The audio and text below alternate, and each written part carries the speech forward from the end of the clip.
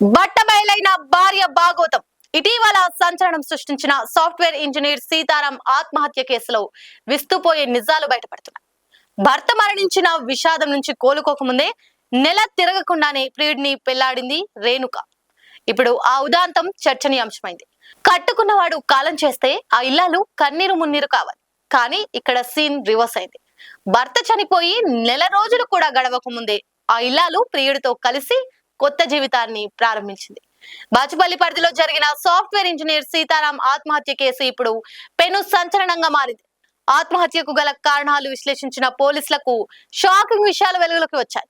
బాచుపల్లిలో నివాసముండే software engineer Sitaram ఏడాది ఫిబ్రవరిలో అనుమానాస్పద స్థితిలో ఆత్మహత్య చేసుకున్నాడు.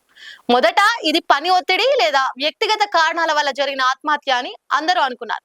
కట్ చేస్తే సీతారాం తల్లిదండ్రుల ఫిర్యాదుతో రంగంలోకి దిగిన బాచుపల్లి పోలీసులు విచారణను వేగవంతం చేశారు. విచారణలో తెలిసిన విషయాలు చూసి పోలీసులు సైతం అవాక్కయ్యారు.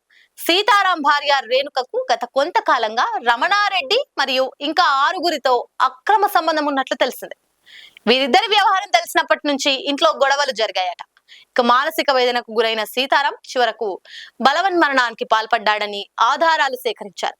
అత్యంత దారుణమైన విషయం ఏంటంటే భర్త సీతారాం చనిపోయిన విషాదంలో ఉండాల్సిన రేణుక మార్చి నెలలోనే, అంటే భర్త చనిపోయిన కేవలం నెల రోజుల వ్యవధిలోనే తన ప్రియుడు రమణారెడ్డిని రహస్యంగా వివాహం చేసుకుంది.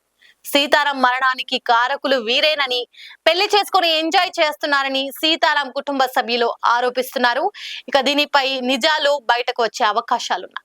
లైక్ చేయండి, షేర్ చేయండి, సబ్స్క్రైబ్ చేయండి. మరిన్ని వీడియోల కోసం బెల్ సింబల్ పై క్లిక్ చేయండి.